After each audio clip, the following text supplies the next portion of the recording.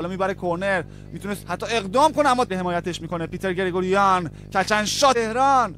حالا یه توپ ربایی عالی، یه ترنوور از البباس موبین. جردن همیلتون میتونه به چرخ و کارو پاس میده به جردن همیلتون. شانس دوم حمله گل سبد نشد. حالا امیرحسین یازدلو توپو جمع جور میکنه، میسپره جردن، اونجا خالی کرده. میثم میرزایی کارو ببره دیگه، یک حمله با سرعت، حمله برای گرگان.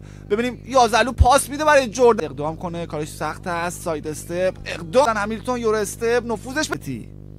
خود پریپتی نفوذ میکنه، چقدر زیبا گول زد. بیشتره پریپتی برد کورنر، یازدلو برو تو سبد و بل تیم میشه. میثم میرزایی خالی میکنه کورنر، نصرت میبره به بال، کچن شات از نصرت یازدلو. لالا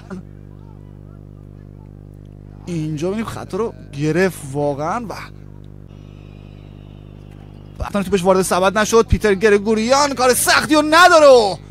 سومین خطای پاریس بیسم و خبر خوبی دفاع کار میکنه. پریپتی همین میتونه کار گرگانی رو سخت کنه. خود پریپتی ارزش داره.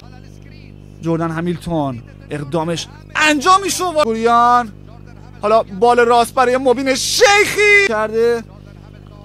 نصرت یه فیک شوت رو نشون داد و نفوذش. خطایی که اتفاق افتاده از خویری به روی میثم. یه لحظه اونجا بالای بالاش اسکرین رو گذاشت براش میثم از بال راست. اقدام موبین شیخی، خدایا شکرت، خدایا شکرت.